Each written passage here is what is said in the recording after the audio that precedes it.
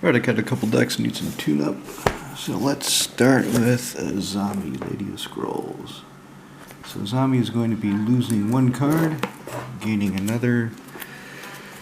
Let me see if I could find what she's losing first. So what I'm taking out is, yeah, there's everybody's favorite card, eh? I still play it because the lads in my playgroup don't give a damn. And it works. Works great in this deck. Master Waves. Okay, looks like it's in the bottom pile. Alright, Azami, where's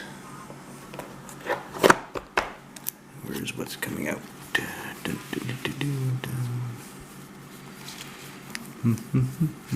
Mirror image. Mirror is coming out. So I actually took out Fate Spinner for mirror image because I thought Fate Spinner wasn't going to be interesting enough in the game, was going to be more of an annoyance to my opponents than any good effect to me. So I took out Fate Spinner, put in mirror image, and then I'm going through the deck and I realized I really don't have a lot of things, non-legendary creatures, that I want to bother copying. So I love the art on the card. I'm really happy that I got this, but this really does not have a place in Azami right now. So what Azami is gaining, I should really just leave this sleeve on. Hell with it. She's gaining a Tishana's Tidebinder. So the overall CMC is staying the same, but instead of a clone that I have no real effective targets for on my side, she's getting another wizard, 3/2, that when it comes into play, counter a activated triggered ability, and as long as she stays in play, that ability can't be triggered or activated again. Nice. Alright. So anyway, Tishana's Tidebinder is going in, and this Tidebinder is part of a set of 3 that I got in a trade recently. If it had been 4, I probably would have put them all in my Modern Merfolk deck. But as it is, the deck is good enough to play against the closed ecosystem of modern decks that I have. I don't need to ramp up its power against the decks that it plays right now. Now, if I was going to start playing tournaments again, then yeah, I would want the Tidebinders, most likely. Okay, next up, Edric. Edric gets a change. And Edric's little tune-up, it's not so much that I want to take the card out of Edric, that I want to take it away from him. It's more that I'm building a deck that needs the card more, and I really don't feel like buying another one. Because the foil is just damn expensive, and I just don't feel like buying a flat copy. Yep, Deranged Hermit is coming out. Maybe I should get a couple more copies because speculation about Bloomborough, but I kind of just don't want to. So the Deranged Hermit, he costs 5, he's a 1/1, Echo, so I have to pay 5 again if I want to keep him around at my next upkeep. When he comes to play, he brings 4 buddies with him, 4 little 1/1 squirrels. All squirrels get +1/+1. Now,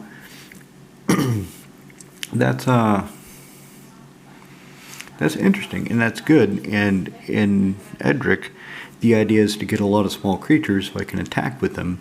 Either they have evasion, or I have enough of them to get some of them through in order to draw cards, so I can play more creatures and hit my opponents more and draw more cards.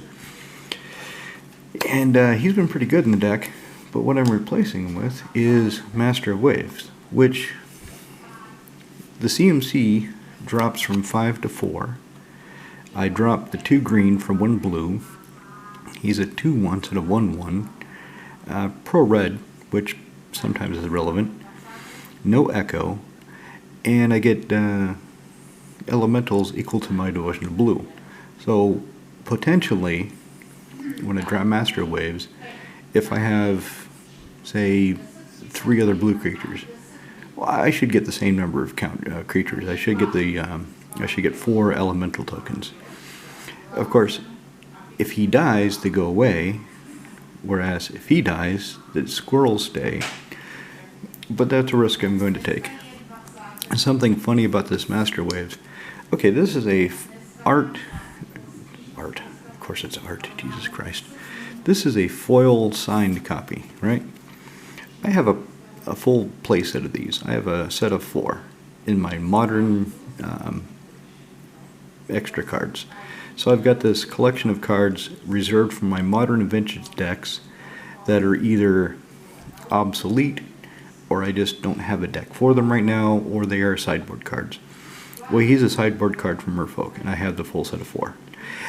He's not doing anything. I've not played him in Merfolk ever. I just got them because one tournament cycle, people were putting him in the sideboard, and I thought I was going to tournaments and that I would need them. And I still had the thought, having these 4 foil signed copies that are doing nothing but gathering dust in a box. Hey, Edric could use a Master Waves instead of the Dreaded Hermit. It's kind of a good swap. I should buy another one. What the hell am I thinking?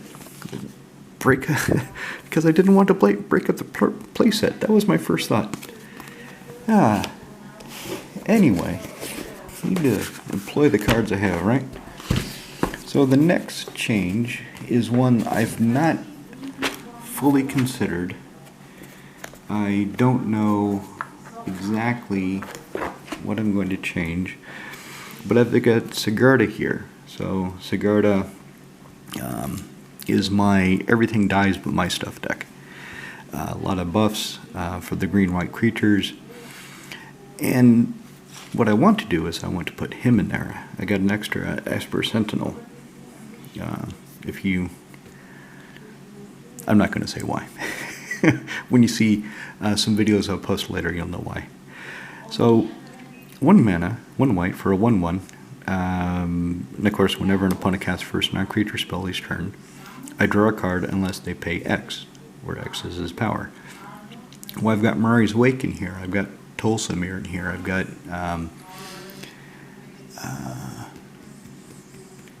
the Liege. I'm just going to find it. I hate it when I can't remember the damn thing's name. I've got Gavany Township. I've got lots of ways of making this little guy bigger, so they have to pay more mana. Juniporter Ranger. If I get the Ranger down and Esper Sentinel comes later, then the Ranger will give him a counter. Wilt Leaf Liege. That's what I was thinking of. Wilt Leaf Liege. But the thing is, I don't know what to take out. So he would be really good in the deck. The problem is, what would he be better than? So this is my board wipe. Graveyard, control, lands I'm not really touching. Beginning the Lion is kind of key in the deck. So the idea of the deck is that I would get a lot of creatures, get Cauldron of Souls, get them all persist, and then kill everything. Wrath of God. So 2 colorless, white, throw away 2 cards, destroy our creatures except for him. Well, if they got persist, they come back. And he's a repeatable Wrath of God. So that's the idea of the deck, is that I've got ways of bringing my creatures back, killing my opponent. There it is, Cauldron of Souls. I've got one of these in Carador as well, French version. But what to take out?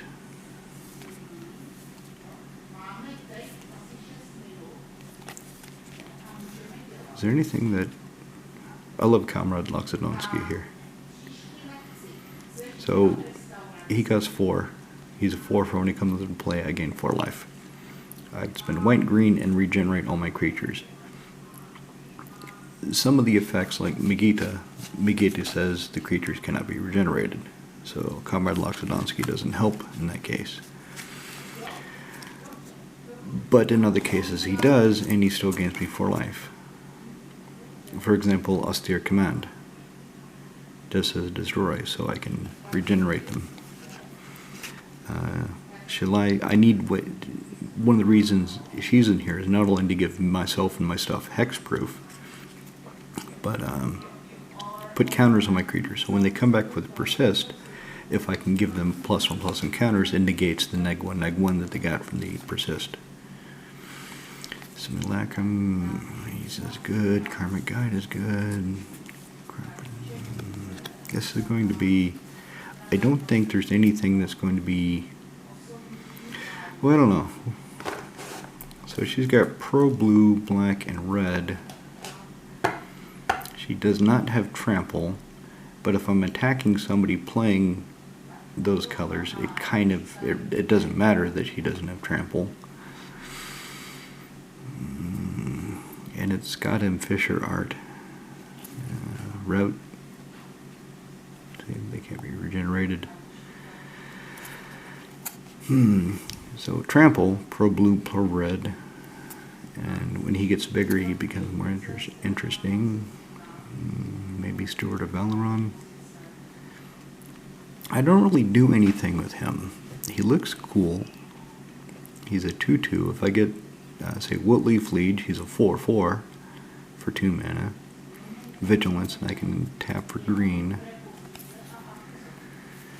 That draws me cards. I need to keep that. Soul Ring. There he is, Woodleaf Liege. The green and white creatures control each get +1/+1. So if they're both, they get +2/+2.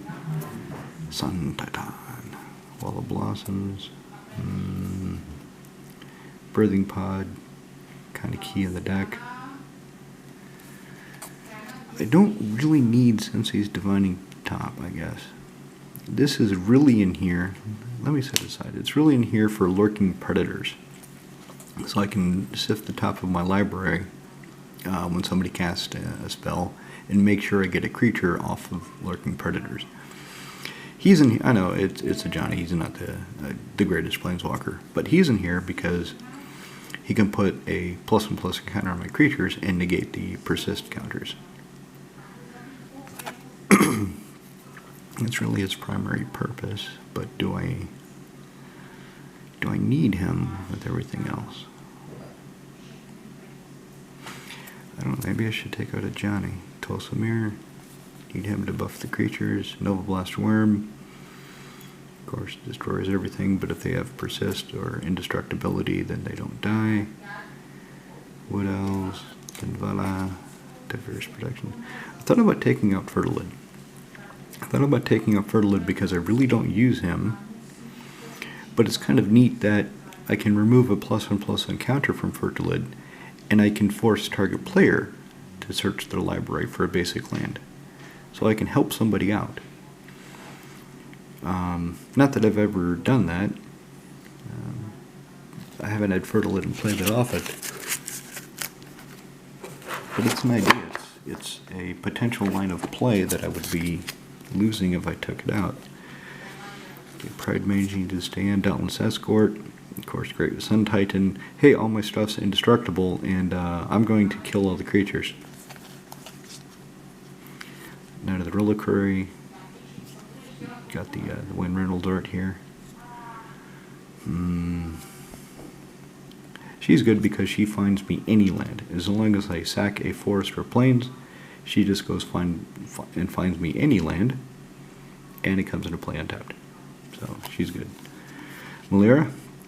Malera is fantastic. That's the other way of not putting the persist counters on my creatures. Signet, Enlightened Tutor. Enlightened Tutor, I usually use it to go find the Cauldron of Souls. Wasteland, Kutzil, I just put him in the deck recently, so I haven't chested him yet. Oh, excuse me. Sword of Hearth and Home. This just, it seems like it's too good. I haven't really played with it that much yet. There's Lurking Predators. But Sword of Hearth and Home, if somebody steals one of my creatures somehow, then I can, because it says exile a creature you own, not you control. Most of them say that you control. So if somebody steals one of my creatures, I can hit them with the creature equipped with the Sword of Hearth and Home, exile a creature I own, and I get it back. neat. Looking Predators.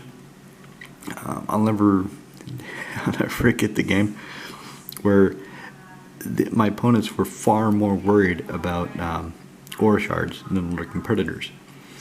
And then somebody looked over at my board and said, "How many creatures do you have?" "About a dozen."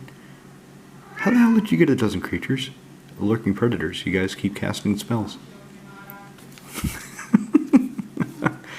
Talisman Divinity, Weathered Wayfarer.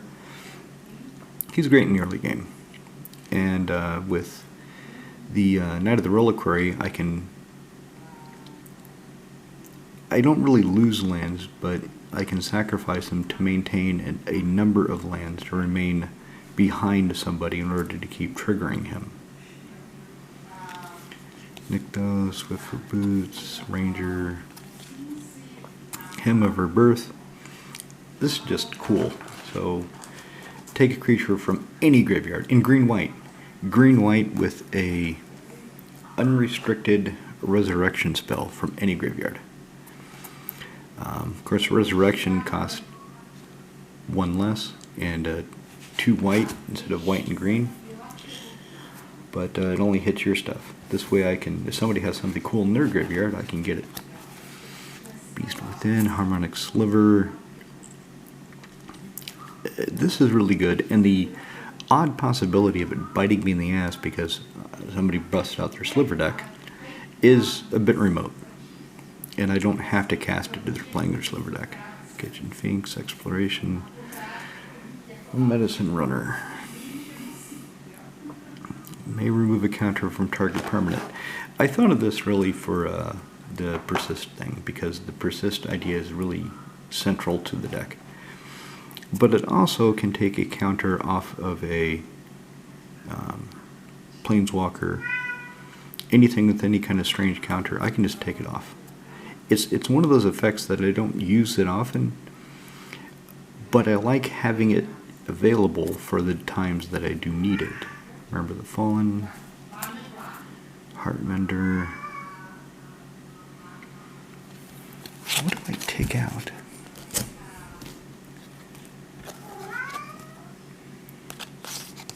So this filters the top of my deck.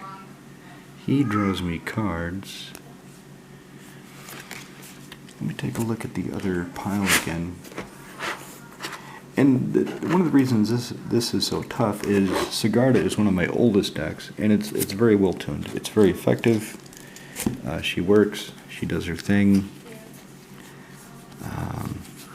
Fun to play. Crap, what do I take out?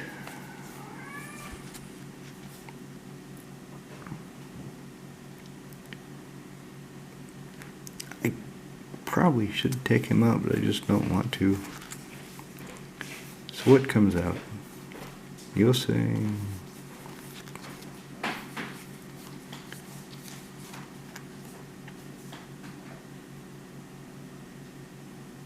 I mean, that's just big. He's big. He can get big. Nothing really jumps out. Nothing is really obvious. But as the Sensei's Defining Top,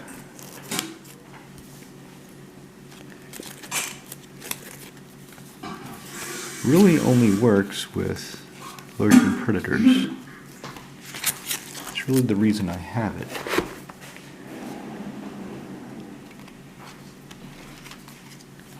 So Lurking Predators, whenever an opponent casts a spell, reveal the top card from my library. If it's a creature, put it on the battlefield. Otherwise, you may put that card on the bottom of your library.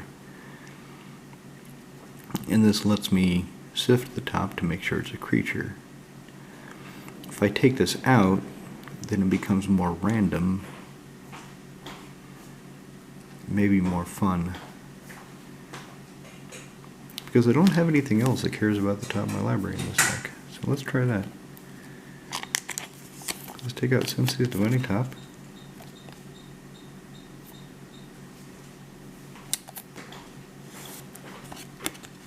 For Esper Sentinel. He's a creature he can attack. He'll get bigger if I have any of the creature buffs. I can equip him with a sword. Got some... I don't know what it is. Lately I've been noticing that some of the cards, especially near the top, have been getting some kind of dust from the box, from the cardboard box I put them in. I don't know if the box is slowly disintegrating from age, or if the cracks on the top of the box where it folds, I can see cracks there, if that is just starting to come apart, but it is a bit annoying. So I'll try that. Take out the top, make the predators more random, put in Esper Sentinel. He's just whining. He just wants me to play with him. So I better go play with the kitty. Alright, so that's today's tuning changelog.